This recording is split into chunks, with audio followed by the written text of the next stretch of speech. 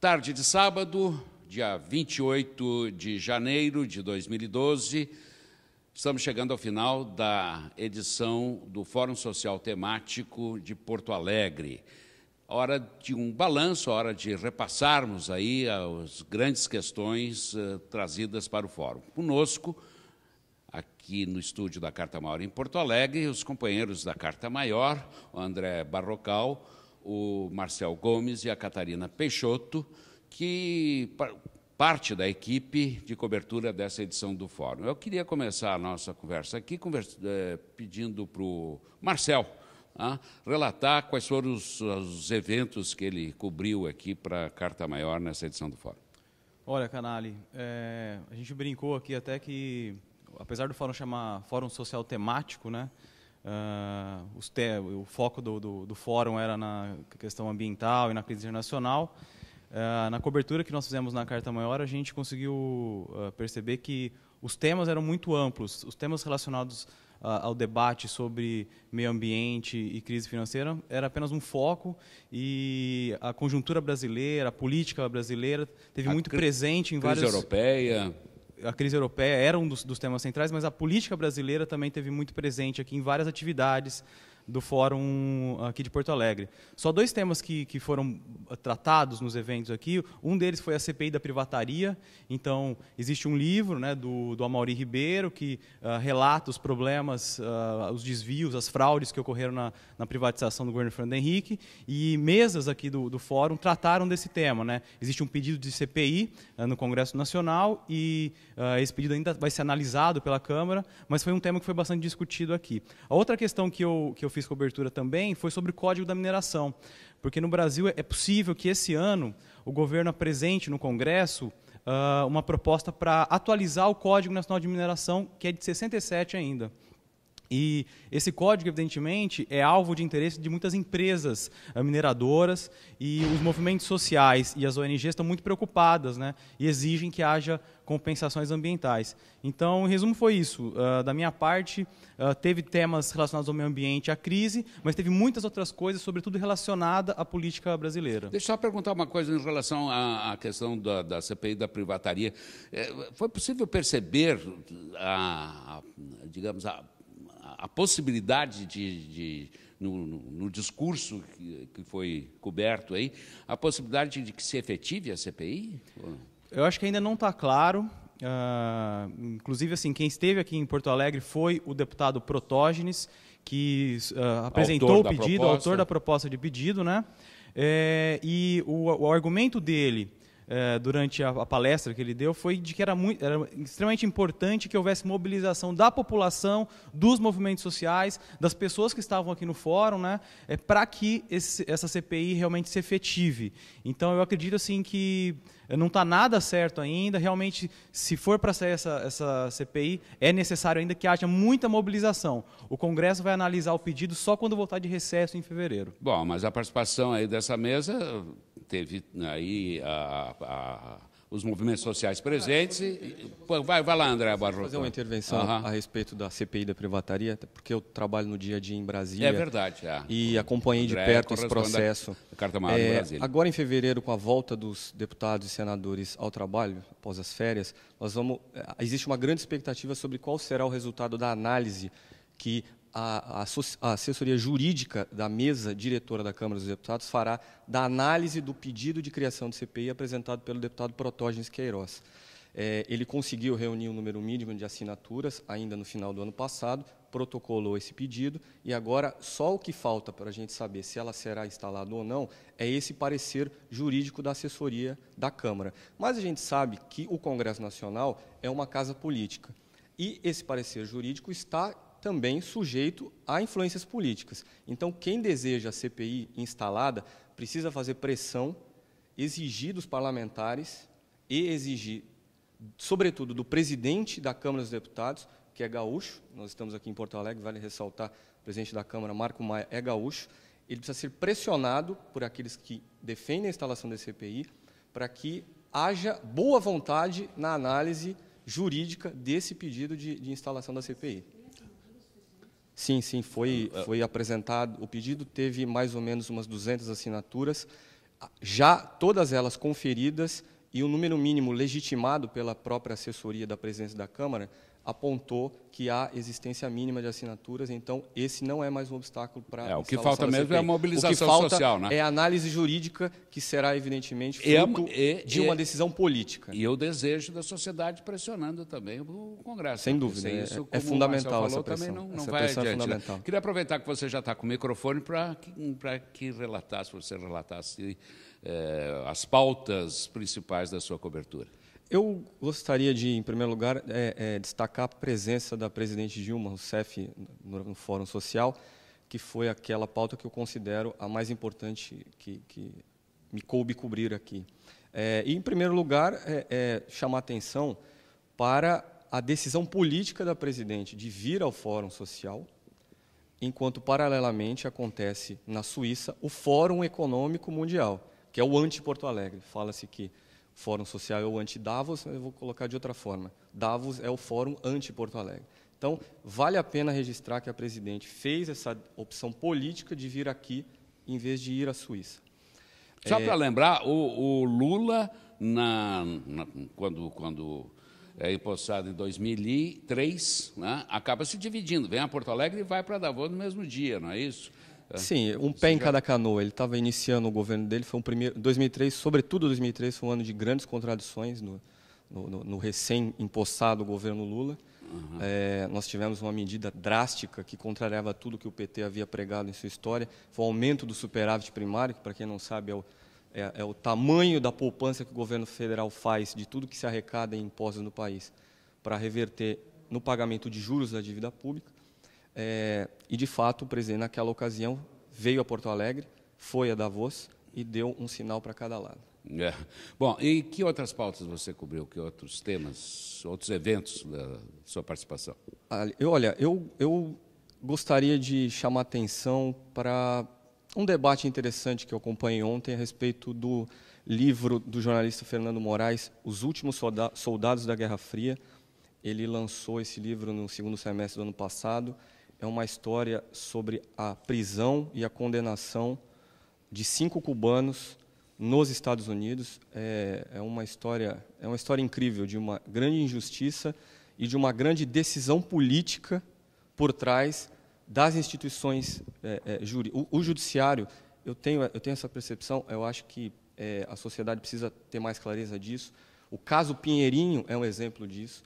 O judiciário, que teoricamente é um poder neutro, não é um poder neutro, ele é influenciado por decisões políticas, ele tem a sua ocupação de espaços resultado de indicações políticas, e isso fica claro também no caso relatado pelo jornalista Fernando Moraes, dessa prisão e condenação injusta dos 5 cubanos que estavam nos Estados Unidos para proteger o Estado cubano daquelas ações terroristas de entidades anticastristas que encontram abrigo em Miami. Então, houve esse debate, que eu considero que foi muito interessante ontem, a respeito desse livro, ele trouxe à tona um caso interessante, que na internet é uma grande pauta, que é o da blogueira cubana Ioani Sanches. A presidente Dilma Rousseff, na próxima segunda-feira, fará uma visita a Cuba, e quando essa notícia começou a correr às agências internacionais,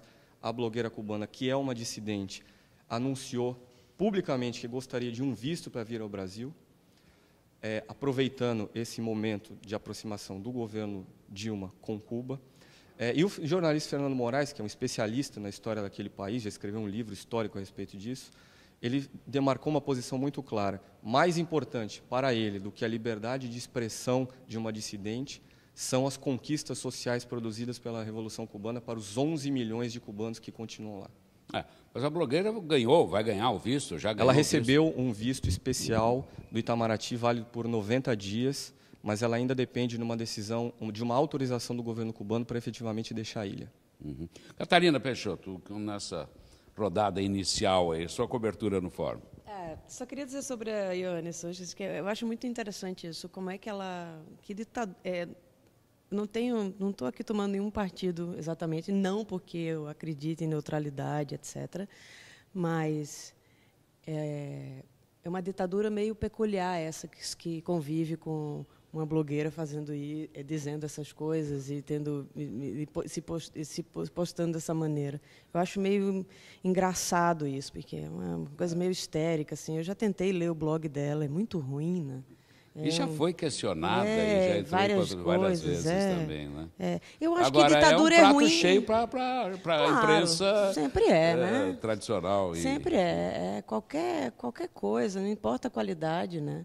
Eu me lembro que na Venezuela tinha uma moça com cabelo, aquelas peruas, né, de cabelo pintado, esticado, passado ferro, assim. Ela ficava num estúdio na rua, no meio de uma passeata da oposição, um estúdio de TV. Ela ficava falando no estúdio de TV, denunciando a ditadura do país. Eu fico pensando, mas que ditadura é essa? Que tem uma TV, a mulher num estúdio, na frente de uma passeata, criticando o governo, assim. Eu acho que esse pessoal tem uma concepção meio esquisita assim, de democracia e ditadura. Sobre isso também, esse fórum ele tem essa peculiaridade de ser um fórum temático que discute as duas questões muito singelas, que é a destruição do planeta e a crise do neoliberalismo e a crise capitalista. Então, isso dá conta, assim, isso é um mini fórum social mundial, porque fora da destruição do planeta e da crise do capitalismo, acho que sobra muito pouco, né?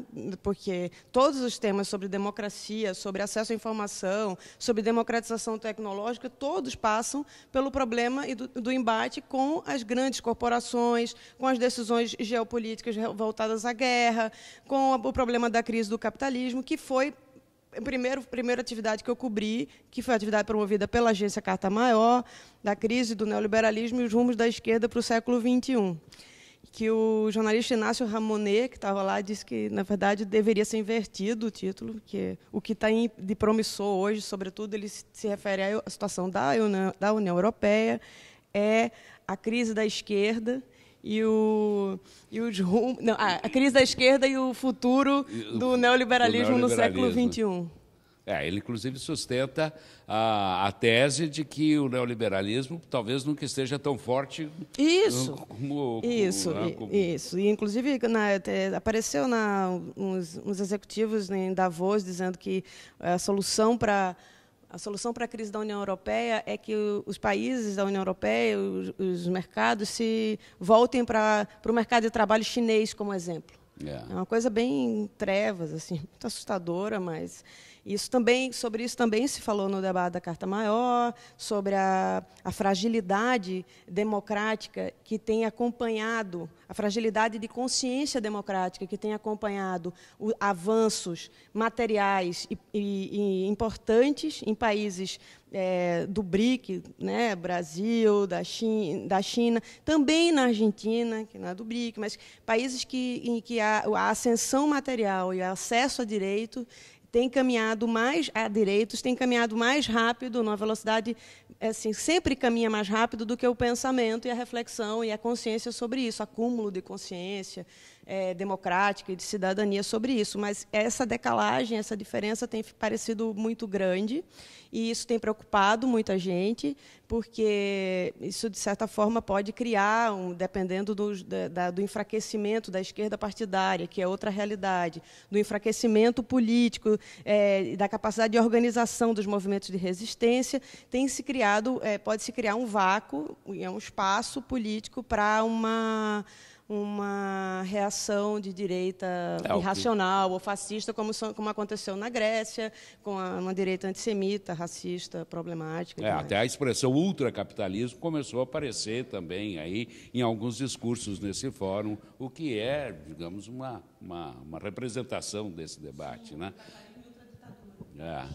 Marcel, antes disso, eu queria aproveitar o gancho, já que falamos da questão de Cuba, que a Carta Maior vai estar presente na cobertura, ou fará a cobertura, participará da cobertura da visita da presidenta Dilma a Cuba a partir dessa segunda-feira, com o trabalho do André Barrocal na nossa página, no nosso portal. André, comente um pouco sobre essa cobertura. Você me permite acrescentar Cuba e Haiti. A presidenta irá à ilha para uma agenda política no dia 31, e no dia 1º de fevereiro ela vai de lá para o Haiti, que é um país onde o Brasil tem um papel importante como líder das forças de paz da ONU, e ela vai ver de perto, então, como é que está a situação lá dessa infeliz ilha que sofre com a pobreza e sofre com a natureza. Marcel, você ia comentar? Eu queria pegar o gancho da Catarina, porque eu também estive cobrindo um outro evento que a Carta Maior organizou aqui no Fórum de Porto Alegre, que contou com a presença do jornalista Bernard Cassen, francês, um dos fundadores do Le Monde Diplomatique, e com o assessor para assuntos internacionais da presidenta Dilma, o Marco Aurélio Garcia. E eles debateram também a questão da crise internacional, e acho que surgiram várias ideias interessantes dessa discussão entre eles, né? Uma pergunta que foi feita tanto ao Cassen quanto ao Marco Aurélio foi se haveria a chance de que todas essas convulsões sociais, esses movimentos sociais que têm surgido na Europa, teriam possibilidade de realmente propor uma alternativa viável, né, a todos esses problemas causados pelo neoliberalismo na Europa, né. E o Marco Aurélio foi um pouco reticente quanto a isso e até deu o exemplo de maio de 68, né, porque para ele, segundo ele, não é sempre que acontece que um movimento social, uma convulsão social, se transforma em alternativa política real, né. Então, esse gap que existe entre a força das ruas e a transformação política institucional pode ser muito grande, pode demorar. Então, ele falou que a gente também não pode tratar isso como uma coisa dada, né? Então, a crise se instalou na Europa, o próximo passo vai ser uma solução adequada a esse problema. Não, pode acontecer muita coisa e é necessário ainda que continue se pressionando. O Cassen deu um exemplo na França de que o candidato do Partido Socialista tem boas chances de vencer as eleições. E o Cassen fez uma análise da pauta do que o socialismo francês está apresentando e fez uma crítica bastante forte, de que, na prática, ela não desmonta toda a estrutura neoliberal que está inserida nos tratados europeus quanto à livre circulação de capitais, bens e serviços, por exemplo. Fala, Catarina. Só queria acrescentar que existe esse gap que tu te referes à verdade, esse problema que é uma coisa. Existe o gap entre o movimento e a representação política, sobretudo partidária. Talvez esse gap nunca tenha sido tão grande em relação, porque se considerarmos a crise dos partidos, a crise da representação por um lado, existe o problema, sobretudo nos países dos BRICS e também na América Latina, de ganho material e ganho em direito, que não vem necessariamente acompanhado de um ganho de consciência.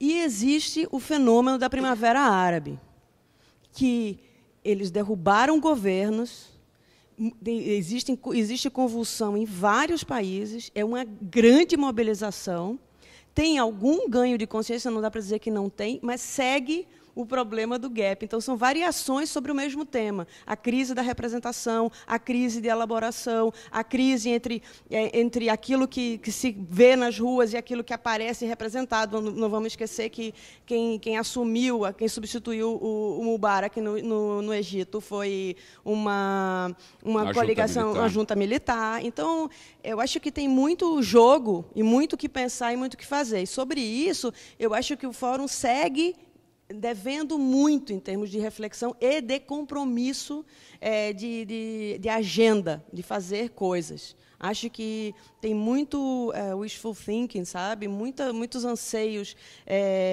de outro mundo que muitas vezes não combinam e não dialogam com a vida real, não de um ponto de vista ingênuo, pragmático, o que é que nós vamos fazer no governo simplesmente, mas de que é preciso se organizar em vistas do poder. E é repensar o poder, não para negá-lo, né? Porque transformar sem poder, eu acho que isso também é uma lição que se deve levar em conta. Assim. A Primavera Árabe deixou isso como legado, entendeu?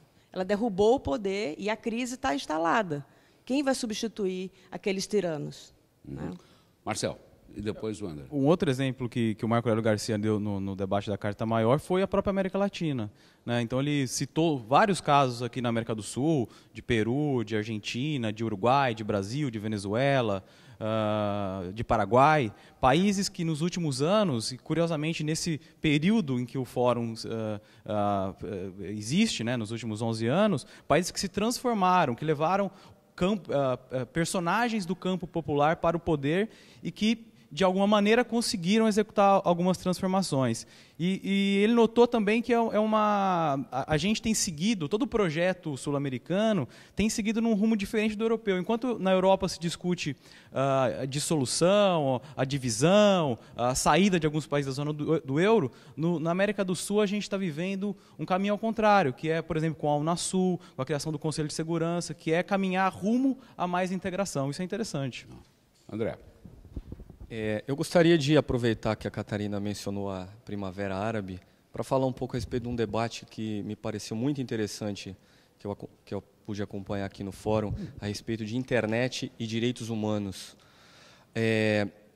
Nós que participamos do Fórum Social, nós que somos militantes da blogosfera, encontramos na internet um espaço que nunca houve na história, que nos permite dar uma vazão a pontos de vista que não se encontram expressados nos veículos de comunicação tradicionais.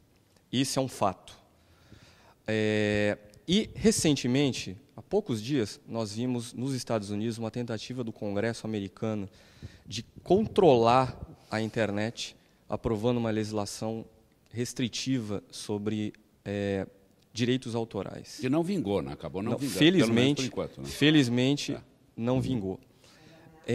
Mas qual é a questão? Questão, inclusive, levantada pela ministra Maria do Rosário dos Direitos Humanos, que participou desse debate. No ano passado, a ONU, as Nações Unidas, declararam que a internet é um direito humano básico da humanidade.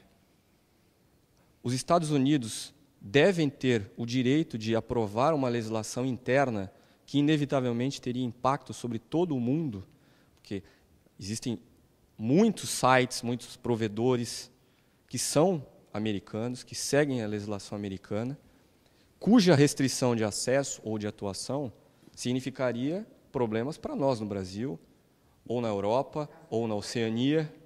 Exatamente. E o Diga lá, Catarina, vamos lá. O cara do Mega Upload, o sujeito é de cidadania alemã, estava morando na Austrália ou na Nova Zelândia, o governo americano conseguiu prender o cara, processar o cara, mas é um site que não está nos Estados Unidos, não tem registro lá, o seu proprietário não é americano, nada. É uma coisa a União Europeia tem setores da União Europeia que estão se mobilizando contra isso. É uma espécie de calamidade no direito internacional que gera, com que autoridade se faz isso. Então a ameaça está só começando, eu acho, nesse aspecto. Vai lá, André. É verdade. E para acrescentar uma outra perspectiva, mas dentro desse mesmo debate, a respeito de direitos humanos, internet, militância, a internet, isso foi dito por um advogado espanhol, Javier de la Cueva, no debate que eu acompanhei, ela permite, então, que haja essa militância política. Mas existe uma enorme dificuldade de você construir. É mais fácil usar a internet para resistir, para dizer não, do que para construir maiorias ou consensos em torno de propostas concretas. Porque destruir é fácil, mas na hora de construir, cada um tem o seu ponto de vista. Então, esse é um desafio que nós, da blogosfera, temos que superar, temos que enfrentar. É como usar a internet para construir e não apenas para denunciar e resistir. Catarina. Eu acho isso extremamente importante também, porque a internet, assim como existe várias teorias falam que os seres humanos falam, e isso é uma coisa de origem até teológica, porque estamos presos num corpo. E nós precisamos, assim como nós nos expressamos politicamente, porque nós temos problemas de organização. Então, o que fica aparecendo também em relação à internet, que eu acho que é um caminho, tem um aspecto muito positivo, mas tem um aspecto muito temerário. A internet é descarnada. Né? Tem muito psiquiatra por aí dizendo que é o paraíso dos psicóticos, né? O paraíso dos loucos. Né? Então, assim, tem muito. O espaço, quando você não tem um limite da experiência física, do corpo, da relação de representação política, da relação de força possível que existe, do olhar, que mobiliza essa parte encarnada da vida, que é a parte real da vida, você fica um ambiente muito de desimpedimento, não só do ponto de vista legal, jurídico, não é disso que eu estou falando de uma coisa um pouquinho anterior a isso. E isso explica também por que não, o debate sobre a internet... Tem muita gente dizendo que a internet está emburrecendo, tem gente dizendo que a internet está tornando as pessoas mais inteligentes. A internet ela é, não somente, mas ela é uma ferramenta, ela não vai deixar de ser isso também. Tem coisas que a internet não vai substituir, né? E eu acho que a aposta excessiva no ambiente descarnado, como o veículo por excelência da experiência humana, não dá conta nem da complexidade do estado das coisas no mundo e nem dá conta da construção de alternativas. Eu acho que tem muita visão ingênua em relação à internet e a gente não pode perder de vista o quanto essa falta de limitação pode dar em irracionalidade, manifestações irracionais de ódio, de racismo. A internet também é um ambiente de preconceito. Então, eu acho que tem que se recuperar a noção de experiência. Sobre isso, eu queria só, para terminar, porque eu falo muito mesmo, que que eu cobri a ministra do Desenvolvimento Social e Combate à Fome, Tereza Campelo, e ela falou sobre o Plano Brasil Sem Miséria e que vai, sob vários aspectos, responder às condições, aos desafios que esses gaps que nós estamos falando sobre perda de consciência, aos desafios que a falta de acesso, não só material, mas cultural, tem causado para o país. Eu destaco duas coisas importantes que ela falou sobre o Brasil Sem Miséria, que são os preparativos para Rio+20 do governo, no que concerne a políticas sociais, que é o Bolsa Verde, e a grande novidade, que é o programa Busca Ativa, de mobilizar a sociedade ou estimular a sociedade a tomar parte no movimento de reduzir, exterminar a pobreza extrema no país. Isso não é uma coisa irrelevante, isso é uma coisa que pode levar a não só aqueles que vão ter acesso ao direito, esses 16 milhões, mais ou menos, que são até beneficiários do Bolsa Família, e outros que são mais ou menos 800 mil famílias que estão além, que estão fora do cadastro único, mobilizar não só eles, mas a sociedade a levá-los a entrar na rede pública.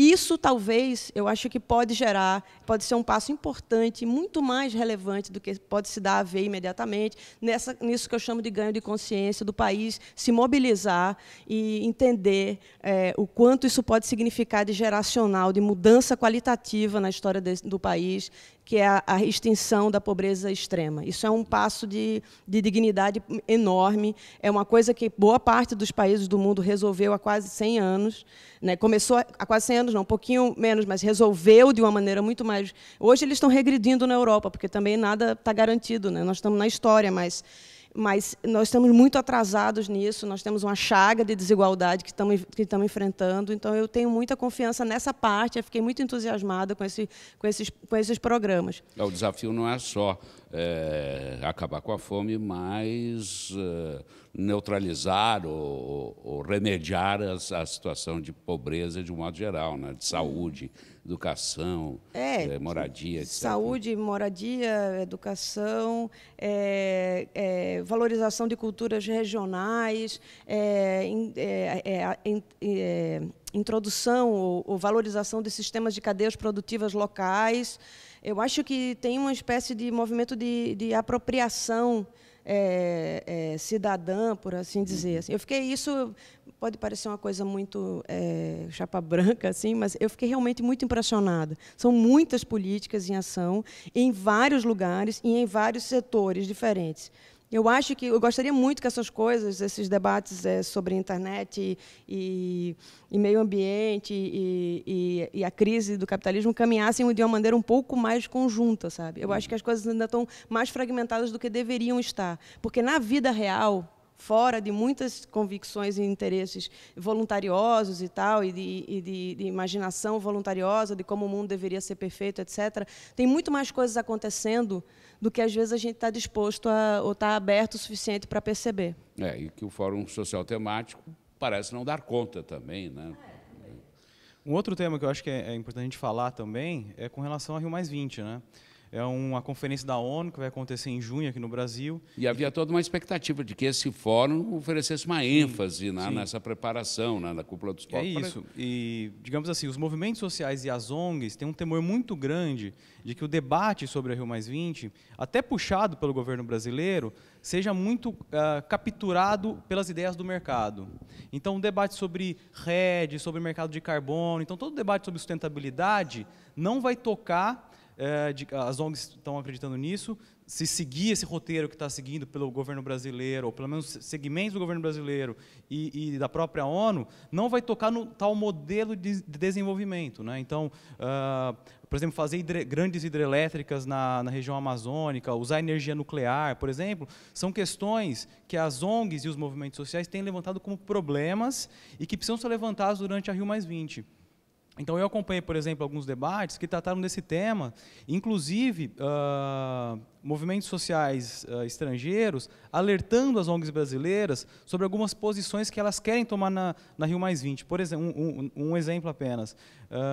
Com relação ao Código da Mineração, que foi meu primeiro comentário aqui, as ONGs brasileiras elas estão focando muito o debate delas em medidas compensatórias. Basicamente assim, ok, Vale do Rio Doce, você pode explorar aquela área lá no Pará, no meio da Amazônia, no entanto, você vai ter que pagar para as comunidades locais uma compensação, criando um fundo social. Um dos debates que eu assisti foi interessante, porque um ativista argentino e uma ativista peruana alertaram os movimentos brasileiros de que essa solução de compensatória não resolveu graves problemas causados pela mineração nos países deles. Então eles disseram assim, não basta para a gente aqui no Brasil, por exemplo, alertaram os brasileiros, exigir apenas medidas compensatórias como criação de fundos sociais. Não, é necessário que comunidades locais tenham poder de veto, por exemplo, comunidades indígenas sobre exploração mineral em seus territórios, tenham poder de veto se essa exploração mineral ou exploração de petróleo, ou qualquer que seja, né, for causar algum dano muito grave em termos socioambientais. Então, esse tema da Rio+20 esteve presente, digamos assim, de um modo horizontal em uma série de debates aqui e vai continuar muito forte para além do fórum até a conferência de junho. Em junho. André. Sobre a Rio+20 e movimentos sociais, eu acho que também é importante destacar o que aconteceu aqui no Fórum Social, novamente em relação à presidente, a presença da presidente Dilma aqui. Ela teve duas atividades relacionadas ao Fórum, participou de um ato político, no qual fez um discurso, mas antes ela recebeu, numa reunião fechada num hotel, representantes de mais ou menos 30 a 40 entidades dos movimentos sociais, para conversar especificamente sobre a Rio+20. Eram cerca de 90 a 100 pessoas que tiveram a chance de dizer diretamente para a presidenta o que estão pensando a respeito da posição que o Brasil levará a essa conferência. No dia 1º de novembro do ano passado, um primeiro documento oficial com essa posição brasileira foi enviado para as Nações Unidas, resultado de uma construção coletiva, governo, setor privado, sociedade civil, mas é claro que não era um documento final e os movimentos sociais insistem que é preciso fazer ajustes nessas posições e tiveram a oportunidade de dizer isso para a presidenta. O que também vale destacar a partir desse encontro, que a relação da presidenta com os movimentos sociais, isso ficou claro em 2011, é diferente da relação que o antecessor, o ex-presidente Lula, tinha, até por uma questão de personalidade, de formação. O ex-presidente era um sindicalista, ele era amigo dos movimentos sociais, ele era um representante de movimento social, enquanto a presidente atual tem uma outra formação universitária. Então, os movimentos, eles terminaram o ano de 2011 um pouco incomodados com o que consideram falta de acesso aos ouvidos presidenciais, de uma forma que não existiu com o ex-presidente Lula. Então, esse encontro da Dilma com os movimentos para discutir a Rio+20 foi importante também para ajudar a distensionar um pouco desse, eu chamaria de mau humor dos movimentos em relação ao governo atual. Bom, algum comentário mais? Agradecendo aqui a presença dos companheiros, né, que fazem parte da cobertura da Carta Maior nesse Fórum Social Temático, o André Barrocal, correspondente de Carta Maior em Brasília, vai agora, lembrando outra vez, fazer a cobertura da viagem presidencial da presidenta Dilma a Cuba e Haiti, o Marcel Gomes, da nossa editoria internacional e também de outras pautas da Carta Maior, e a Catarina Peixoto, com base em Porto Alegre, mas também com uma visão global das questões tratadas aqui nesse e em todos os outros fóruns com a participação da Carta Maior. Essa é a 11ª edição do Fórum Social Mundial, a grosso modo, porque são várias edições temáticas, e sempre com a cobertura da Carta Maior. Obrigado a todos.